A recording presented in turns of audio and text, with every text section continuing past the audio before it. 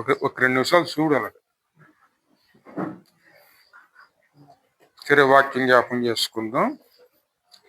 ఆదికాండం 32 అధ్యాయంలో ఈరోజు జ్ఞాపం చేసుకుందాం.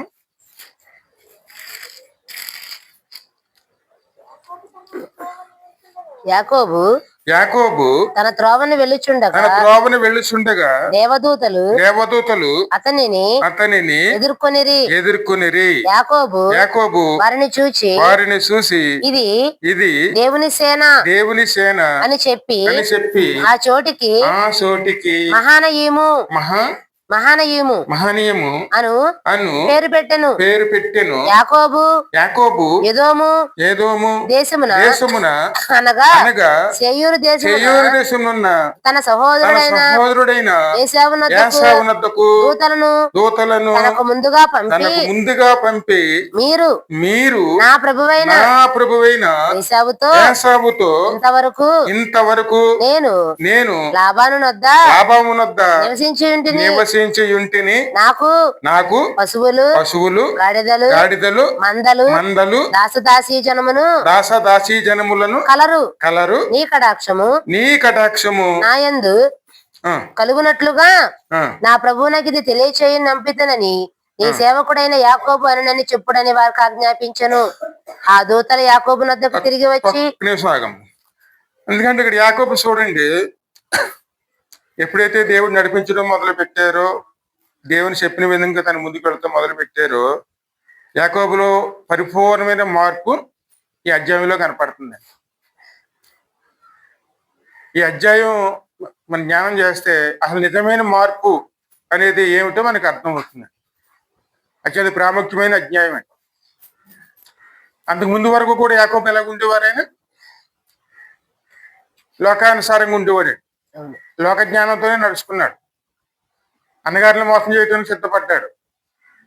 ఇష్టానుసారంగా జీవించాడు. ఎప్పుడైతే దేవుడు తానే ముందుండి నడిపించడం మొదలు పెట్టారో ఈయనలోనూ నిదానంగా మార్పులు రావడం చూస్తాం మనం. ఇప్పుడు పరిపూర్ణమైన మార్పు ఈ అధ్యాయంలో నుంచి కనపడుతుంది. ఈ అధ్యాయంలో మనం చూస్తే ఇక్కడ యాకోబు తన త్రోవలను వెలుచుండగా దేవదూతలను ఎదుర్కొనిరి. యాకోబు వారిని చూసి ఇది దేవుని సేన అని చెప్పి ఆ చోటికి మహానాయము అని పేరు పెట్టెను. ఇప్పుడు యాకోబు గుర్తుకొచ్చేది ఎవరంటేనే తన అన్నగారు అయినటువంటి ఏశావు. ఇప్పుడు తండ్రి ఇంటికి వెళ్ళిపోమని దేవుడు చెప్పారు కదండి. చెప్పిన ప్రకారమే ఇంటికి బయలుదేరడానికి సిద్ధపడి ఉన్నారండి. కానీ ఇంటికి వెళితే ఖచ్చితంగా అన్నగారు అక్కడ ఉంటాడు. మరి అంతకు మునుపు అన్నగారు చేసినవన్నీ కూడా ఈ సమయంలో గుర్తు చేసుకుంటే అక్కడ ఆయనకి ఖచ్చితంగా భయం కలుగుతుందండి. ఎందుకంటే భయం అనేది ఎప్పుడు వస్తుంది? మనలోనూ మార్పు మనలో ప్రారంభమైనప్పుడే వస్తుంది. ఎందుకంటే గతించిన కాలంలో జరిగించిన క్రియలన్నీ కూడాను ఎప్పుడైతే మనలోనూ జ్ఞాపకం వస్తున్నాయంటే మనలోనూ దేవుని క్రియలు ఖచ్చితంగాను జరుగుతున్నాయని అర్థం అండి. ఎందుకంటే దేవునితో సంబంధం లేని వారు ఎప్పుడు కూడాను గతించిన క్రియల గురించి వారు బాధపడరు, ఎప్పుడు కూడా పశ్చాత్తాపడరండి. కానీ నిజంగా దేవుల్లో నడుస్తున్న వారికి ఎప్పుడైనా సరే పాపం అనేది మళ్ళీ ప్రవహించినప్పుడు ఆ పాపాన్ని గుర్తించుకున్నప్పుడు మన దుఃఖం కలుగుతుంది. అయ్యో నేను చేయరాని పనులు చేశానే, ఎందుకు దేవుని వ్యతిరేకంగా పనులు చేశాను అని వారు అనుకుంటూ ఉంటారు. అదే మార్పు కారణం అవుతుంది. ఎందుకంటే దేవునికి ఇష్టం లేని కార్యాలు మనలో ఏం జరిగినా సరే అది మనం గుర్తించుకుని మన మార్పు కోసం మనం దుఃఖపడితే ఆ దుఃఖమే దైవశక్తానుసారమైనటువంటి దుఃఖం అండి. అంతకు మునుపు ఆయన ఎలాగున్నాడు? అన్నగారితోనూ ఒక పూట కూటి కోసం బేరాలు అడిగిన వాడండి. అన్నం పెడతానికి కూడాను ఆయన లాభాన్ని అక్కడ ఒక లాభాన్ని ఎంచుకున్నాడే, ఏదైనా పొందుకోవాలనుకున్నాడే. అందుకోసం అన్నగారితోనే బేరవాళ్ళాడు. ఇప్పుడు అదే అన్నగారి దగ్గరికి వెళ్తున్నాడు. అన్నగారి దగ్గరికి అని వెళ్ళడానికి సిద్ధపడుతున్నాడు. సిద్ధపడినప్పుడు ఎలాగ వెళ్ళాలి? సమాధానంతో వెళ్ళాలి. ఎందుకంటే ఒకసారి మత్తయి సువార్త చూడము.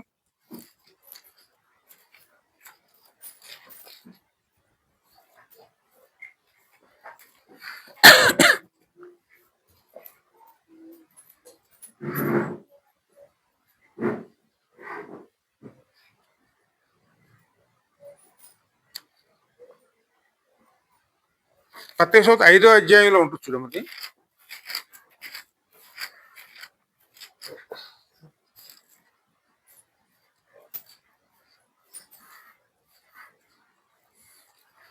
నీతి కొరకు ఒక నిమిషం. మత్తయి సువార్త 5వ అధ్యాయం సహోదరుడితో సమాధాన పడుము అన్నకాడు.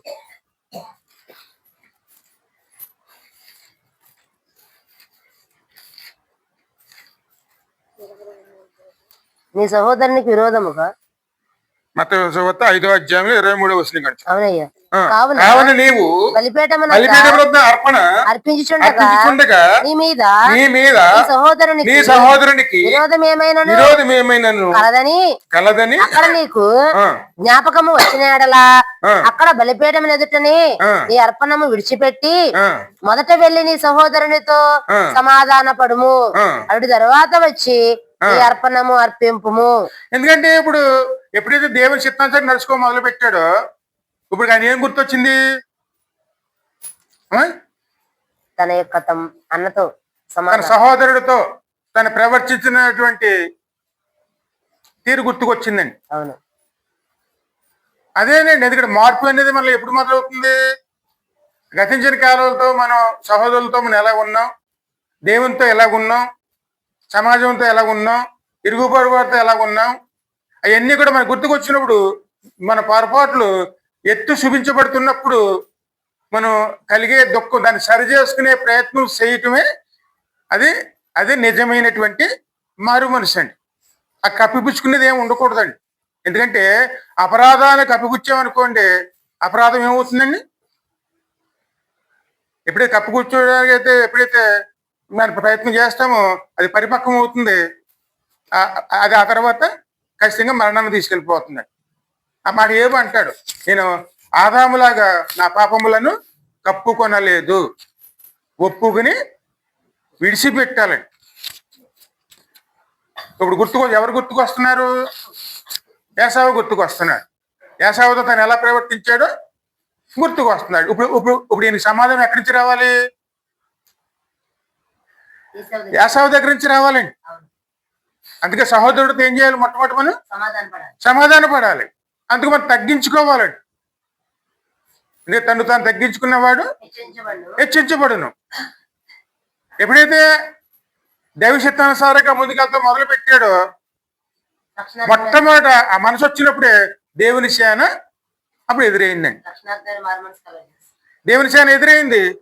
ముందుకు వెళుతున్నప్పుడు ఆయన అనుకున్న పని ఒక్కోటి చేయటం మొదలు పెట్టాడండి.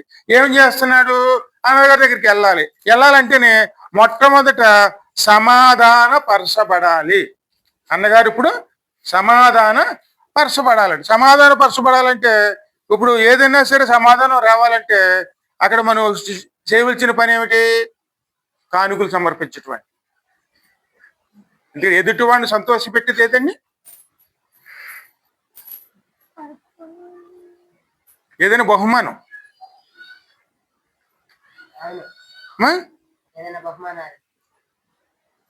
అవన్నీ ఎందుకు చేస్తున్నాడు ఆయన? తను చేసిన పని వల్ల తన కుటుంబానికి ఇబ్బంది రాకూడదండి.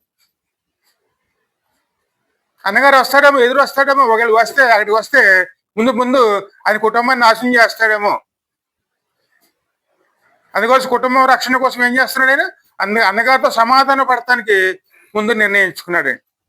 ఆ మాట మొదటి తిమోతి 5:8 చూడము.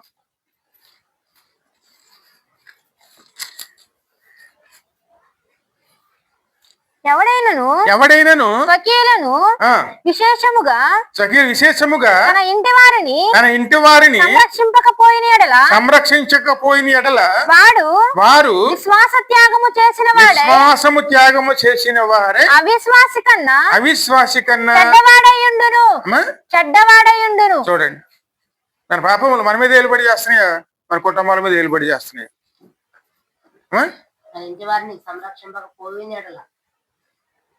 కేవలం భోజనమే సిద్ధపరచడమే కాదండి, శాపాలు రాకుండా పాపములు కుటుంబాలు ఏలుబడి చేయకుండా ఏం చేయాలి? మనం ముందు సమాధానాన్ని వెతికేవారు ఉండే. ఎందుకంటే పాపము అనేది కేవలం మనకు ఒకటే అభ్యంతరం కాదండి.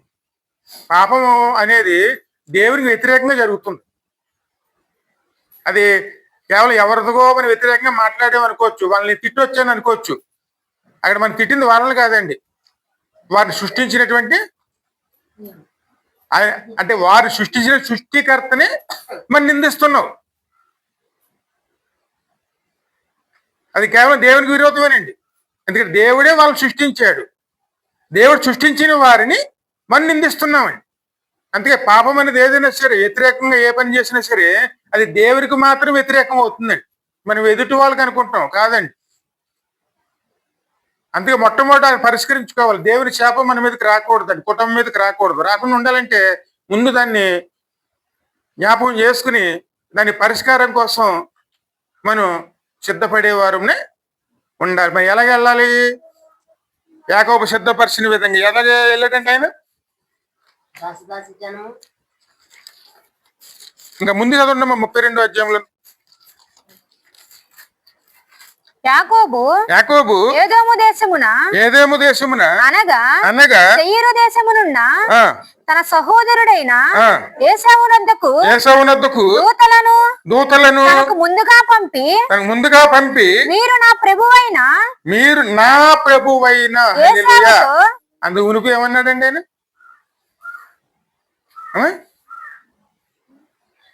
నీ జ్యేష్ఠత్వాన్ని ఇస్తేనే నేను ఆహారం పెడతా అన్నాడు.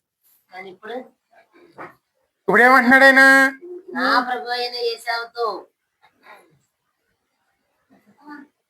అంటే ఆయన ప్రభువు, ఈయన దాసుడు. మరి ఎదుటివాడిని మనం ఎలా చూడాలి? ఇంత పౌలు మాట అంటారండి, నేను ఎదుటివాడిలోనే క్రీస్తుని చూస్తాను. మరి ఏం చేసినా సరే క్రీస్తుకు చేసిన విధంగా చేస్తాను. ఎందుకంటే మనం ఎదుటివారిని చూస్తున్నాం. చూసినప్పుడు ఏ స్వభావంతో, ఏ రకంగా చూస్తున్నాం ఎదుటివారిని మనం? ఎందుకంటే యేసయ్య దగ్గర కొంతమంది అందరూ వచ్చారండి. ఆయన అంటున్నారు అన్నమాట, అమ్మా నేను అక్కడ వచ్చినప్పుడు నాకు ఆహారం పెట్టారు, అదేవిధంగా నాకు వస్త్రాలు ఇచ్చారు, తర్వాత నీళ్ళు ఇచ్చారు అన్నప్పుడు అక్కడ కొంతమంది అంటే, అయ్యా మీరు ఎప్పుడు వచ్చారు అయ్యా అని. అక్కడ మీ ఇంటికి వచ్చిన వారికి ఇవ్వటమే నాకు ఇచ్చినట్టు. అంటే ఆ వచ్చిన వాళ్ళు ఎవరు చూడాలి? అమ్మా ఎందుకంటే ఇంటికి ఎవరన్నా సరే ఆహారం కోసం దేనికోసం వస్తే వారిని ఏమంటాం మనం? కేవలం ముష్టివారు అంటాం. వారిని కేవలం ముష్టివారిగా చూస్తున్నావా, లేకపోతే అంటే వారు ఏ విధంగా చూస్తున్నాం?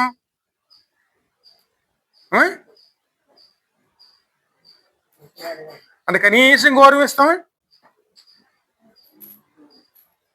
అంటే వారు సృష్టించింది ఎవరు?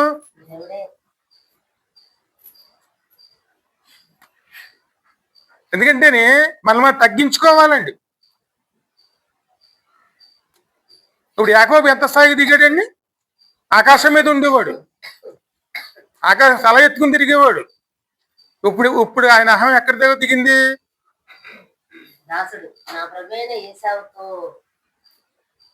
ఒక పూట కూటి కోసం జ్యేష్ఠత్వం నమ్ముకున్నాడు ఆయన. ఈయన పొందుకున్నాడు, మోసం చేసి ఎలాగైతే దాన్ని పొందుకున్నాడు.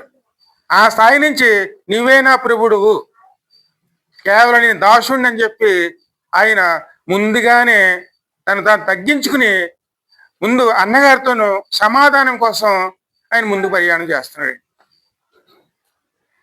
మనం అందుకే ఏసే చెప్పారు మాట, నువ్వు మందిరానికి వెళ్తున్నప్పుడు కానుకలు పెట్టలో కానుకలు వేస్తానికి వెళ్తావు కదా, కానుకలు వేయక మునిపే నీ సహోదరులతోనూ ఏమైనా అభ్యంతరాలు ఉంటే ముందు వెళ్ళి సమాధాన పడిన తర్వాతే కానుకొచ్చేయి. ఆయన సమాధానం పడలేదనుకో, ఆయన ఖచ్చితంగా బంటోతుకి అప్పచెప్తే ఆయన నేను శిక్షిస్తాడు. అప్పుడు నువ్వు ఖచ్చితంగా ఖైదీలోనూ ఉండవలసి వస్తుంది. అందుకే మొట్టమొదటి మనకి ఏం కావాలి? సమాధానం అండి. ఎవరితో విరోధాలు ఉండకూడదండి. కేవలం మన విరోధి ఎవరు? దేవుడు మనకి విరోధిగా పెట్టినది సాతాను మాత్రమేనండి. అంతేగాని తోటి మనుషులు కాదండి. ఈ లోకంలోనూ దేవుడు ఎవరిని విరోధులకి పెట్టలేదండి. మనకి కేవలం సాతాను మాత్రమే ఆదికాండంలో ఉంటుందండి. స్త్రీకనిన కానీ ఇద్దరికి విరోధం ఖచ్చితంగా దేవుడే పెట్టాడండి. ఆ మాట చదువు అమ్మా అక్కడ.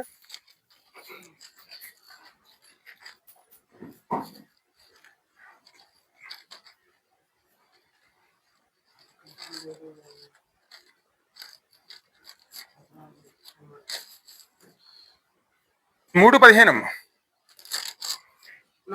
మరియు నీకును స్త్రీకిని నీ సంతానమునకును ఆమె సంతానమునకును వైరము కలగజేసాను. దేవుడు మనకి ఇక్కడ శత్రువులుగా పెట్టింది ఎవరు? సాతాను మాత్రమే. ఇక్కడ మన శత్రువు ఎవరండి? సాతాను మాత్రమే. అంటే మరి తోటి వారితో ఎలా ఉండాలి? సమాధానంగా ఉండాలి. సమాధానంగా ఉండాలంటే మొట్టమొదటి మనం తగ్గించుకునే స్వభావం కలిగి ఉండాలి. ఆ స్వభావం ఎవరిలో కనపడుతుందండి? ఇప్పుడు యాకోబులో కనపడుతుంది.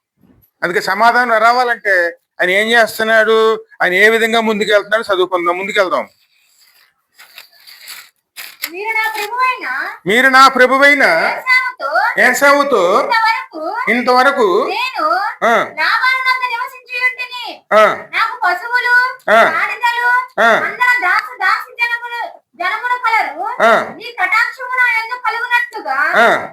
నా ప్రభువుకి తెలియజేయనంపించినని నీ సేవకుడైన యాకోబు అనినని చెప్పుడని వారికి ఆజ్ఞాపించెను. ఆ దూతలు యాకోబునందుకు తిరిగి వచ్చి మేము నీ సహోదరుడైన ఏశావును పిలిచితిమి. వాళ్ళు పంపించాడండి. పంపించేటప్పటికి వాళ్ళు చెప్పినప్పటికి అన్నగారు ఆయన వస్తున్నాడు. ఎలా వస్తున్నాడు? 400 మంది జనాన్ని పట్టుకుని ఆయుధాలు పట్టుకుని ఎదురు వస్తున్నాడండి. ఆ వార్త యాకోబు దగ్గర తీసుకొచ్చి చెప్పారండి. అయ్యా నీ అన్నగారు బయలుదేరి వచ్చేస్తున్నాడు, 400 మంది ఆ సైనికుల మనుషులను తీసుకుని ఆయుధాలు తీసుకుని వచ్చేస్తున్నాడు. ఆ వార్త తెలియగానే నేను గుండెల్లో రాయి పడిపోయింది. యాకోబు మిక్కిలి భయపడి తొందరపడి ఏశావు ఒక గుంపు మీదకి వచ్చి అప్పుడు వెంటనే ఆలోచన చేస్తున్నాడు. వచ్చేస్తాడు ఖచ్చితంగాను. ఆయన మర్చిపోలేదు. ఎందుకంటే పాపాలు గుర్తుకొస్తున్నాయండి. అయ్యా అవకాశం ఉంది కానీ మోసం చేసేసాం. ఆ మోసం మన ముందు కనపడుతుంది ఇప్పుడు. అమ్మా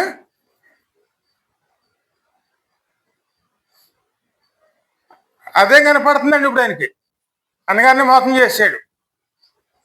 అప్పుడే లాభాపేక్ష కోసం చేశాడు. ఇప్పుడు అది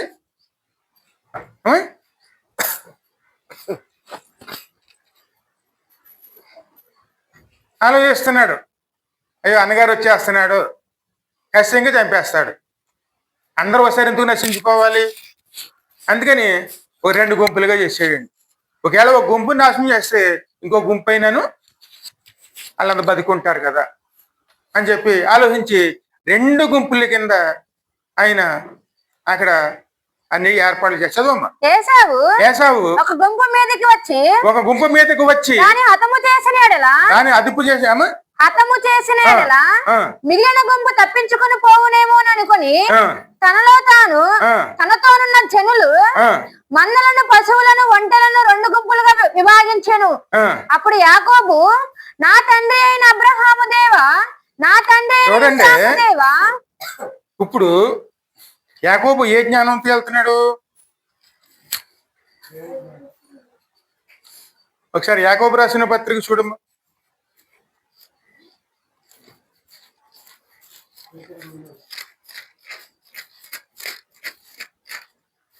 ఎంత?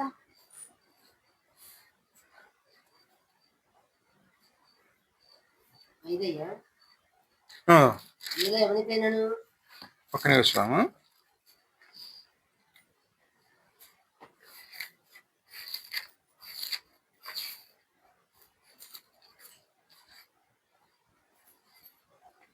ఒకసారి 3:17.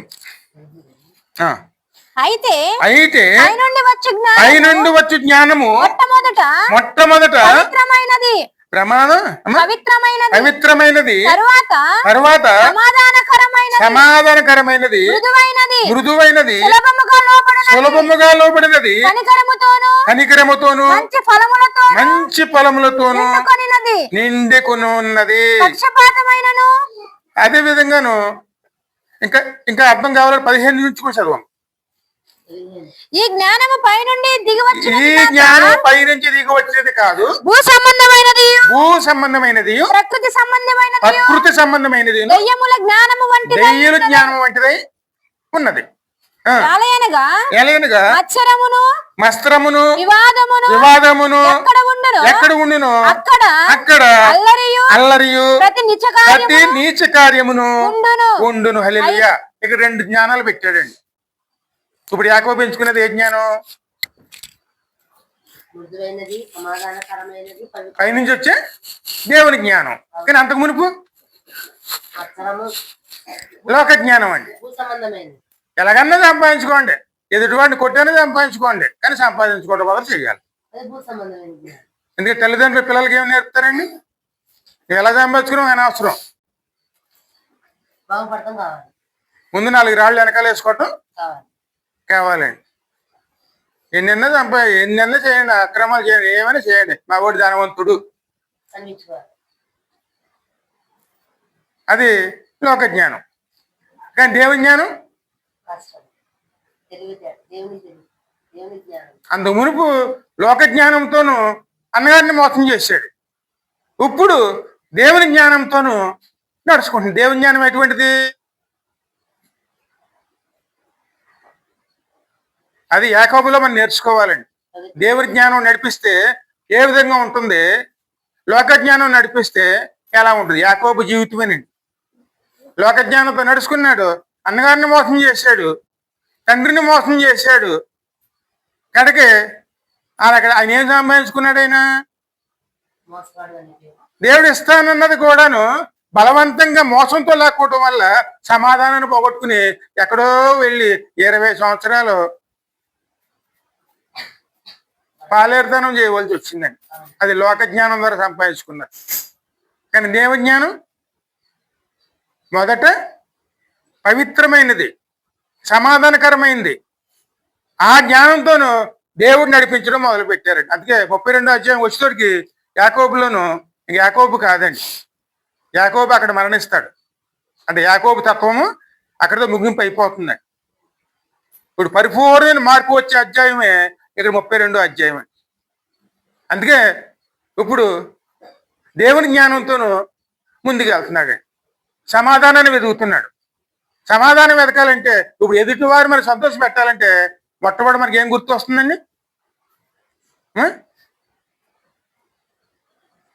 అంటే మీ పిల్లలు అక్కడ ఎదురు చెప్పకుండా పని చేయాలంటే మీరు ఏం పెడతారు?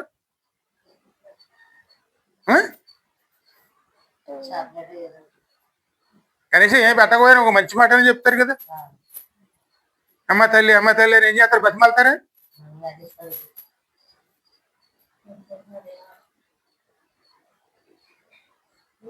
ఇప్పుడు దేవుని జ్ఞానం నడిపిస్తుందండి. దేవునితో నడుచుకున్నాం అనుకోండి, ఖచ్చితంగా మనం చూడగలుగుతామండి. అదే కానీ లోకంతో నడుచుకున్నాం అనుకోండి, లోక జ్ఞానాన్ని చూస్తామండి, దాని వచ్చే ఫలితాలు చూస్తాం. మనం యాకోబు చూస్తున్నాడు, తను చేసిన పనులకు ఫలితాలండి. భయపడిపోయాడు, ఎక్కడ అన్నగారు వచ్చి కుటుంబాన్ని చంపేస్తాడో. అవునండి, ఖచ్చితంగానండి. మనం చేసిన పనులకి పాపాలు మన మీద ఏలుబడి చేస్తే పాపంలో జీతము మరణము. అది మనం గమనించుకోకపోతే అది పరిపక్వమైందంటే కనుకే రాలిపోవలసి వస్తుందండి. ఆ ఫలితాలు అనుభవించవలసి వస్తుందండి. పాపం పరిపక్వమైతే అది ఎక్కడ తీసుకెళ్తుందండి? అప్పటి వరకు మనం దాన్ని గమనించుకోకపోతే ఖచ్చితంగా దాని శాప ఫలితాలు ఆ కుటుంబం అనుభవించవలసిందేనండి. అందుకే పాపము అనే దాంట్లోనూ మారు మనసు కలిగి ఉన్నవారునే ఉండాలి. ఎందుకంటే దురదృష్టం ఏమిటంటేనే బాప్తీసం అంటేనే దేవుడితో కలిసి వెళ్ళిపోతాం అనుకుంటారు. ఖచ్చితంగా వెళ్ళిపోతామండి ఆయనతో నడిచి. కానీ ఏ స్థితిలో వెళుతున్నాం? పాపాలు మోసుకుని వెళ్తున్నావా? పాపాలు నీళ్ళలో విడిచిపెట్టేసి వెళ్ళిపోతున్నావా?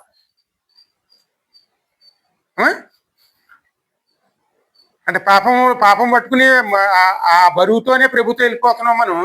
లేకపోతేనే ఆ రోజు ఆ నీళ్ళలోనూ అవన్నీ వదిలేసి ఇప్పుడు యేసయ్యలాగా ఆయనలాగా ఆయన పరిశుద్ధతోనూ మనం ఆయనతో కలిసి వెళుతున్నామా?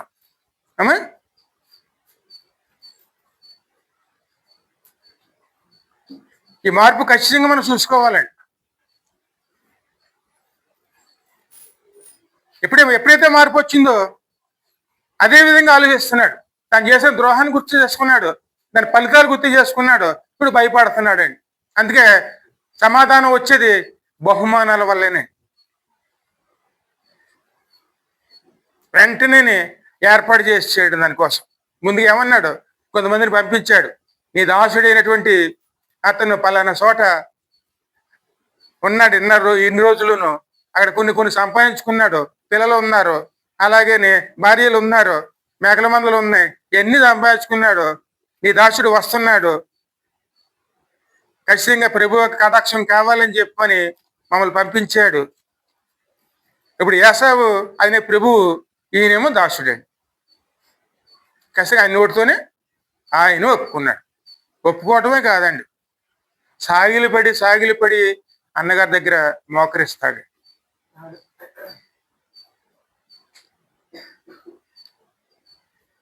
ఇక ముందు చదవండి మూలవాక్యంలో. అప్పుడు యాకోబు నా తండ్రి అయిన అబ్రహాము దేవా నా తండ్రి అయిన ఇస్సాకు దేవా. ఇప్పుడు ఎవరి మీద ఆధారపడ్డాడు? యాకోబు.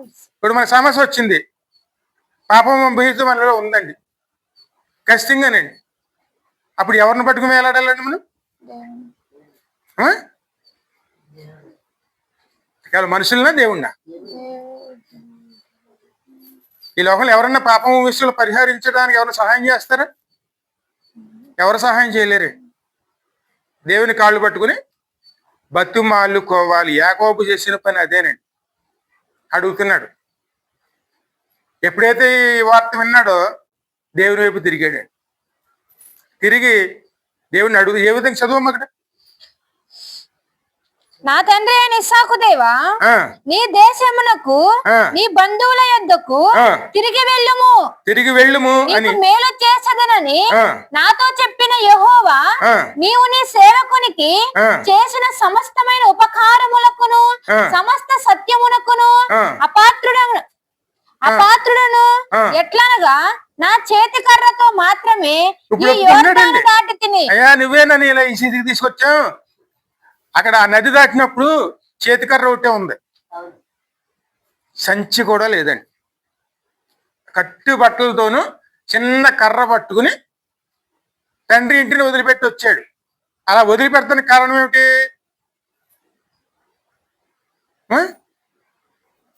అది గుర్తు చేస్తున్నాడు. వచ్చాను, నువ్వు నన్ను నడిపించావు, నన్ను ఈ స్థితిలో నిలబెట్టింది నువ్వే. ఇంత కుటుంబాన్ని ఇచ్చావు, అన్ని రకాలుగా ఇచ్చావు. ఇప్పుడు నువ్వే నన్ను ఈ స్థితిలోంచి కాపాడాలి. చదువమ్మా. ఇప్పుడు నేను రెండు గుంపులైతిని నా సహోదరుడైన ఏసావు చేతి నుండి దయచేసి నన్ను తప్పించుము. హల్లెలూయా. ఇప్పుడు ఇక్కడ ఎవరి కాళ్ళు పట్టుకున్నాడు? ఇక్కడ మనం గమనించవలసింది ఏమిటంటే, మనం ఒక స్థాయిలోకి వెళ్తున్నప్పుడు అది మనం సంపాదించుకున్న స్థాయి, దేవుడిచ్చిన స్థాయి. దేవుడిచ్చిన స్థాయి అని చెప్పి దేవుని మేము ఎప్పుడు కూడా కనపరిచేవారిగా ఉందామా, లేకపోతే మనమే సంపాదించుకున్నాము అని చెప్పి మనం హెచ్చించుకునే వారిగా ఉండాలి. ఈ స్థాయికి వచ్చినందుకు దేవుడిని ఏమంటున్నారండి? నేను నువ్వు చేసిన కార్యాలకు నేను పాత్రుడిని కాను. ఎందుకంటే ఆ స్థితికి రావడానికి ఆయన పాత్రుడు కాదండి. ఎందుకంటే మోసాలను చేసి జీవించిన వాడు. మోసగాడిని చేతులు దేవుడు ఏం చేశాడు? ఇక్కడ మార్చి హెచ్చించి ఒక ఉన్నతమైన స్థాయిలోనికి ఆయన నిలబెట్టాడు. ఇప్పుడు ఇంటికి కూడా పంపించేది ఎవరు? ఆయనేనండి. అందుకే ఆయన మీద పరిపూర్ణంగా అనుకున్నాడు. ఆ విషయాన్ని గుర్తు చేస్తున్నాడు. నువ్వు ఇచ్చినట్లకు నేను పాత్రుడిని కాదు అయినను. చదువమ్మా. నా సహోదరుడైన ఏసావు చేతి నుండి దయచేసి నన్ను తప్పించు. చేసింది మనము. ఇక్కడ సహాయం ఎవరు చేయాలి మనకి? ఇప్పుడు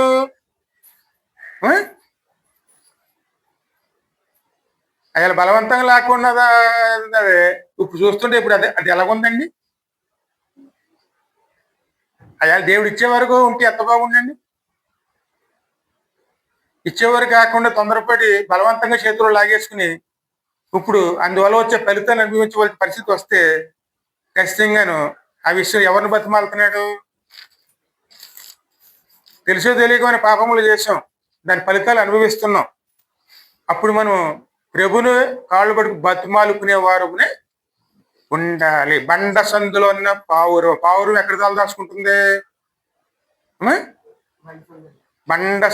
బండ సందుల్లో ఉంటేనే అది అపాయాలకు గురవుదండి. లేకపోతే పావురం ఖచ్చితంగా వేటాడబడుతుంది. ఏ పాములో లేకపోతే ఏ పక్షులో వచ్చి వేటాడతాయి. అందుకే అది ఎప్పుడు ఎక్కడ ఉంటుంది? శిఖారణ అది ఇప్పుడు బండ సందుల్లోనే ఎక్కువ నివసిస్తుంది, అక్కడే కాపుదల ఉంటుంది. అందుకే మనం ఎక్కడ తలదాచుకోవాలి? క్రీస్తు బండ సందుల్లోనే. పాపం పరిహారం ఎక్కడ? క్రీస్తు గాయాల్లోనే. ఇప్పుడు ప్రభుని జ్ఞాపకం చేసుకుంటున్నాడు, నువ్వే నా అన్నగారి నుంచి నన్ను తప్పించుము. అతడు వచ్చి పిల్లలతో తల్లిని నన్ను చంపునేమో అని చూడండి అతనికి భయపడుచున్నాను. నేను నీకు తోడై నిశ్చయముగా మేలు చేయొచ్చు. విస్తారమగుట వలన లెక్కింపలేని సముద్రపు ఇసుకల వలె నీ సంతానము సహాయాన్ని ముందు పెట్టాడు, తన స్థితిని ముందు పెట్టాడు. యోగ్యుని కాకుండానే నువ్వు యోగ్యునిగా చేసావు. విస్తారమైన జలములుగా నేను సంతానం చేస్తాను వాగ్దానం ఇచ్చావు. ఇప్పుడు నా పరిస్థితి ఇది, నువ్వు కాపాడితేనే నేను రక్షించబడతాను. మరి ఆ ప్రార్థన ఎక్కడ ఉంటుందంటే మరి ఫిలిప్పీలు 4 చూడము 4, 5, 6 వచనాలు.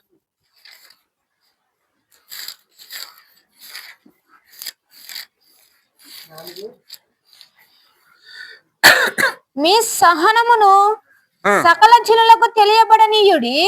ప్రభువు సమీపముగా ఉన్నాడు.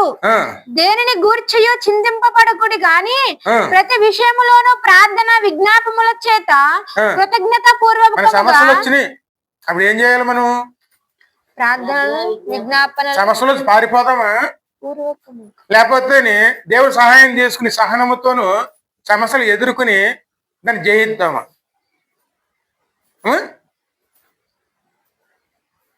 ఇదే యాకోబు చేస్తున్నాడు. వెంటనే కాళ్ళు పట్టుకున్నాడు. ఎవరి కాళ్ళు పట్టుకున్నాడు? మొట్టమొదటి దేవుని కాళ్ళండి.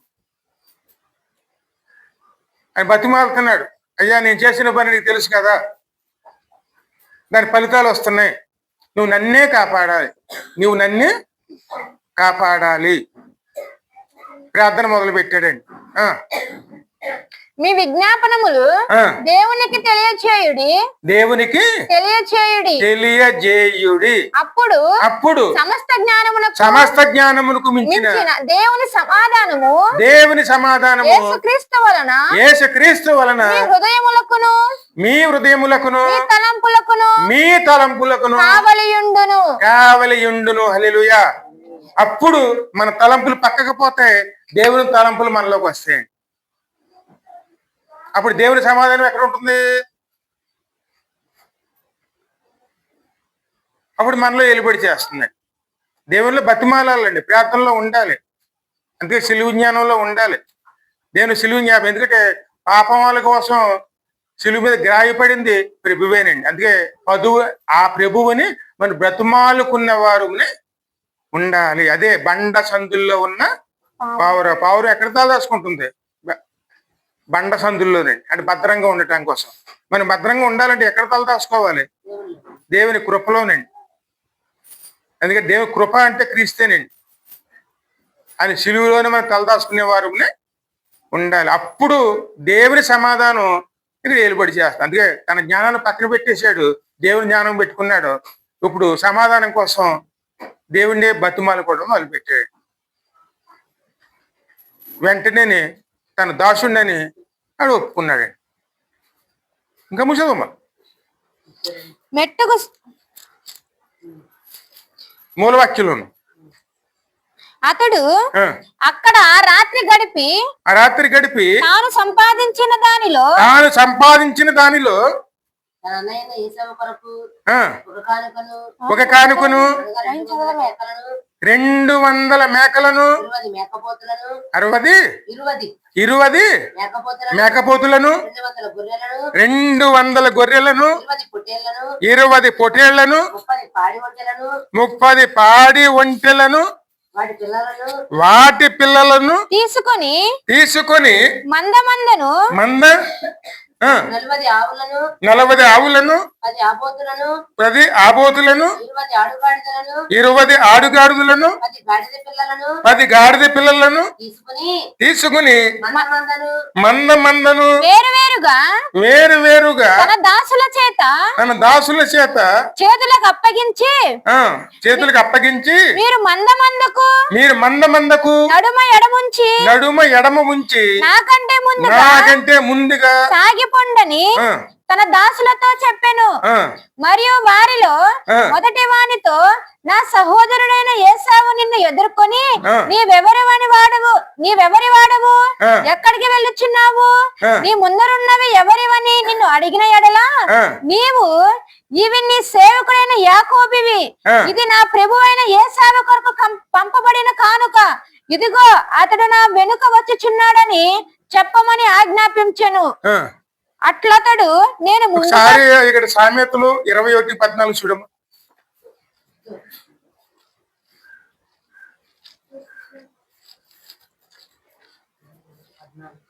చాటున ఇచ్చిన బహుమానము కోపమును చల్లార్చును.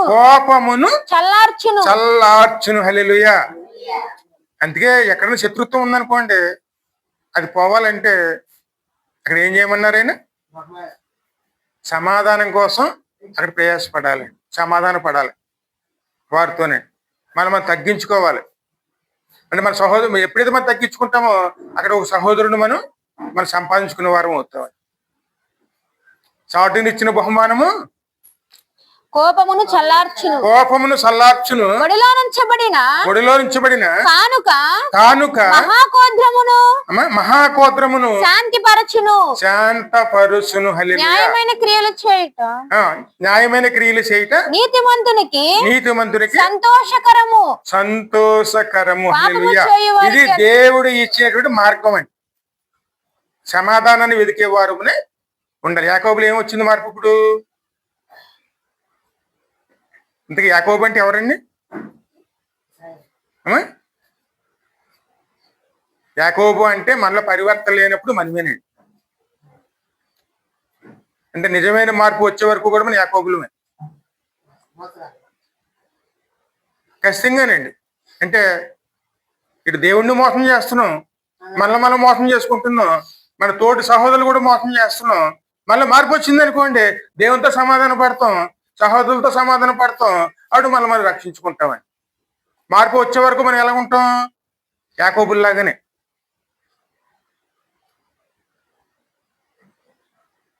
ప్రార్థన చేస్తాం, దేవుడు మోసం చేస్తాం. అదేవిధంగా తోటి సహోదరుల్ని మోసాలు చేస్తామండి, సమాజాన్ని మోసం చేసుకుంటాం. యాకోబులు ఉన్నంత కాలం అండి. కానీ ఎప్పుడైతే దేవునితో నడిపించబడతామో అప్పుడు మనం సమాధానాన్ని, దేవునితో సమాధానం వెతుకుతాం, మన తోటి వారితో సమాధానం వెతుకుతాం.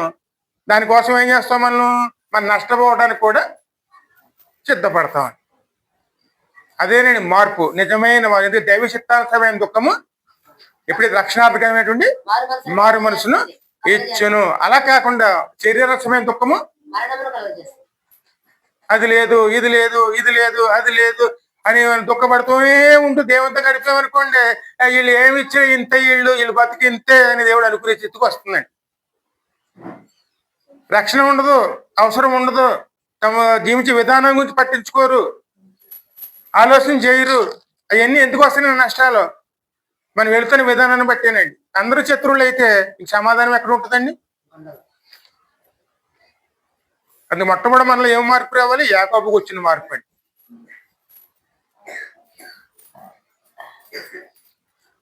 కీర్తన 34:6-7 వచ్చిన చదువమ్మా.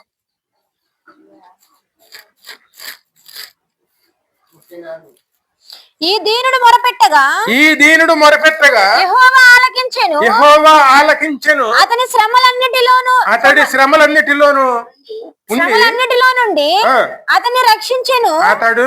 రక్షించెను. ఇప్పుడు ఎప్పుడైతే దీనుడుగా మారాడో, నిజమైన ప్రార్థన చేయడం మొదలు పెట్టాడో, వెంటనే దేవుని కృప కూడా కనపడుతుంది.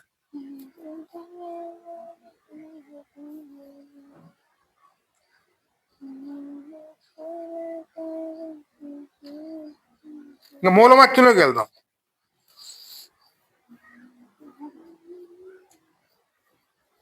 ముప్పై 22:20 చదువు. అతడు కానుకను నేను ముందుగా ముందుగా పంపించి కానుక వలను అతనికి సమాధాన పరిచిన తర్వాత నేను అతని ముఖము చూచెదను.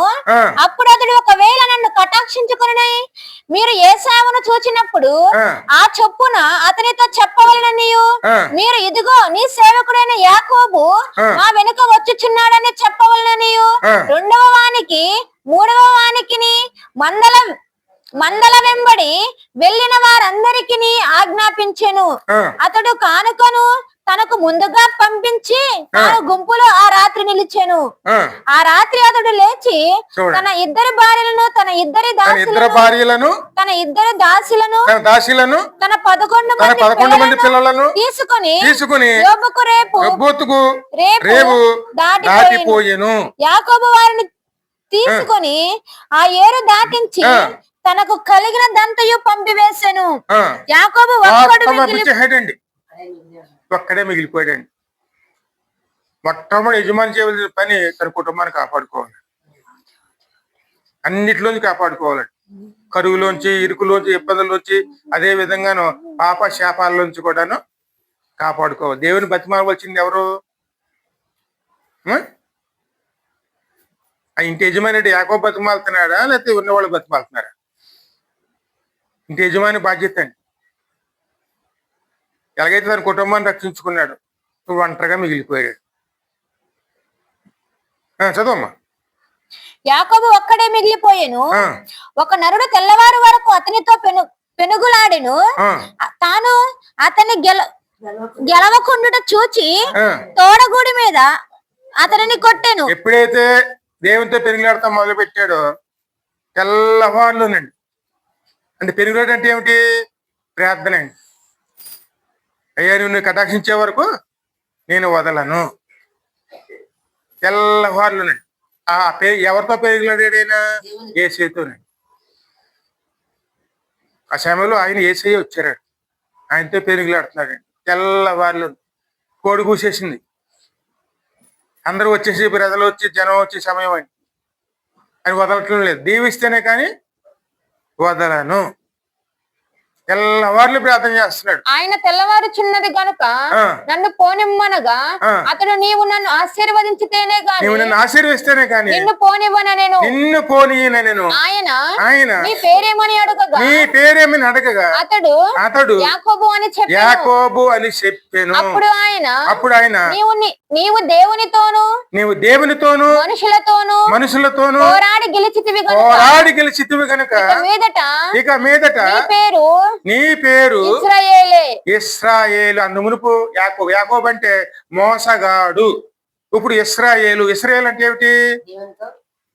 దేవునితోను పోరాడి గెలిచేవాడు, మనుషులతోనూ పోరాడి గెలిచేవాడు, పాపాలు సహించడండి. నిజమైన మారుమనసు పొందుకున్నవాడు పాపం చేస్తున్న వాటితో చేయగలపడండి. అపహాసులు కూర్చున్న చోట కూర్చోడు, చెడు మాటలతో దాని వంత పాడాడు. అది అక్రమాలు జరుగుతుంటే ఖండిస్తాడు, దండిస్తాడు, అక్కడి నుంచి వెళ్ళిపోతాడు. అంటే మనుషులతోనూ పోరాడాడు, అది దేవునితోనూ పోరాడాడు.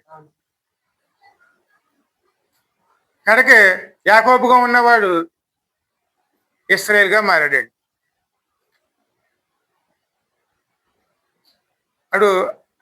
అది పేరు మార్చింది ఎవరు?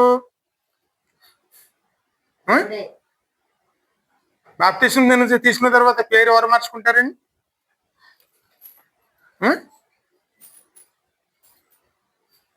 దేవుడు పెట్టాలా లేకపోతే మనం మార్చుకోవాలా?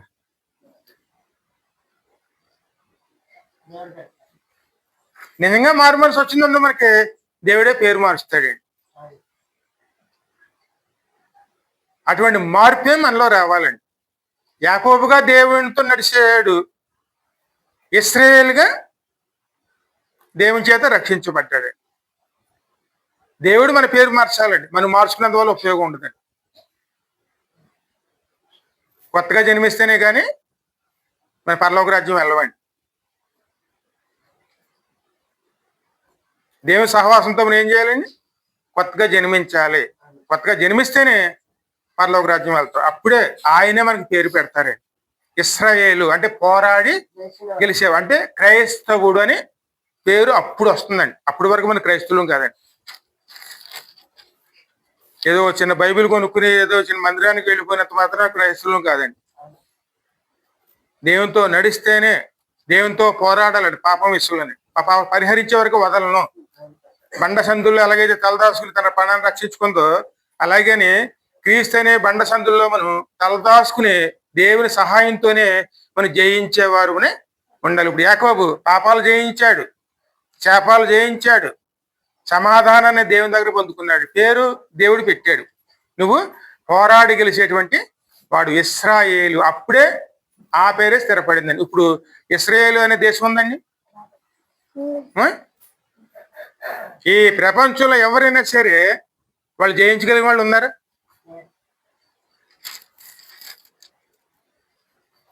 ఇంతవరకు ఓడిపోలేదు వాళ్ళు.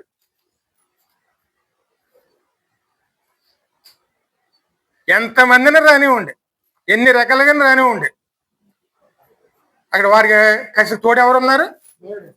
ఇప్పుడు నడుస్తుందండి. అవినీతి ఉండదు, అక్రమాలు ఉండవు.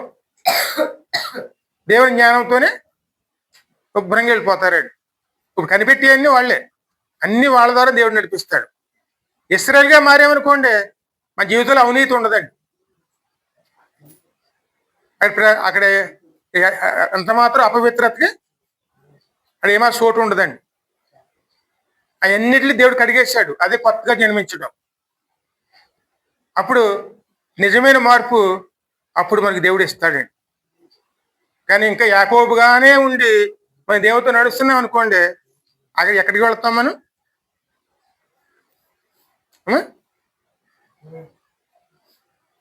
దేవునితో నడుస్తున్నప్పుడు మళ్ళీ మారుమనసు రావాలి.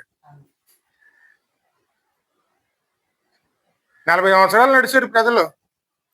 పక్కన దేవుడు ఉన్నా సరే ఏం చేశారండి వాళ్ళు? చణుగుడు గొణుగుడు అండి. మళ్ళీ మారుమనసు లేదనుకోండి, తిప్పుతాడు అక్కడ నిర్మూలం అయిపోతాం. అందుకే మనలో ఏముండాలి? ఎప్పుడును సమాధానం అండి. ఒకరితో ఒకరు సమాధాన పడాలి, దేవునితో సమాధాన పడాలి. అప్పుడు మనం దేవుడే మనల్ని సిద్ధపరిచేవారుగా, అప్పుడు నిజమేంగా దేవునితో నడుస్తున్నాం అనుకోండి, దేవుడే మనల్ని సిద్ధపరుస్తారు.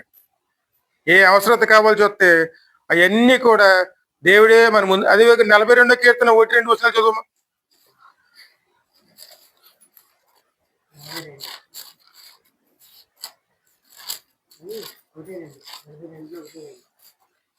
దుప్పి నీటి వాగుల కొరకు ఆశపడినట్లు దేవాని కొరకు నా ప్రాణము ఆశపడుచున్నది.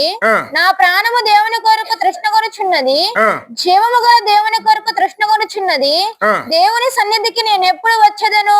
ఆయన సన్నిధిని నేను ఎప్పుడు కనబడేదను?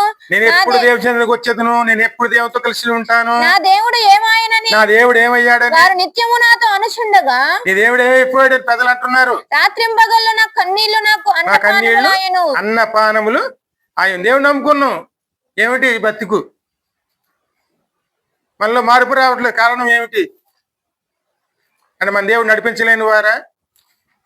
ఖచ్చితంగా నడిపిస్తారండి. మళ్ళీ మార్పు వస్తే ఖచ్చితంగా నడిపిస్తారండి. అందుకే నా కన్నులు కన్నీరు ఏరులై పారెను, అన్నపానములాయను. ఇంకా మనం ముగించేసుకుందాం. 2 దినవృత్తాంతంలో 15వ అధ్యాయం 4వ వచనం చదువు.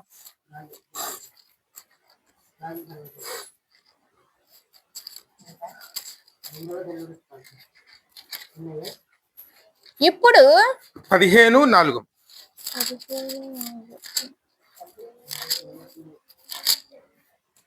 తమ శ్రమయందు వారి ఇశ్రాయేలుల దేవుడైన యెహోవా యొద్దకు మళ్ళుకొని ఆయనను వెతికినప్పుడు ఆయన వారికి ప్రత్యక్షమాయెను. చూడండి, మన కష్టాల్లోనూ, ఇబ్బందుల్లోనూ, శ్రమల్లోనూ, శాపాల్లోనూ నేను వెతికామనుకోండి అని మన రక్షణకర్త అవుతారండి. ఆయనే కాపాడతారు. యాకోబుగా వచ్చాడు చిన్న కర్రట్టుకుని. ఇప్పుడు ఇంటికి ఎలాగ వెళ్తున్నాడండి?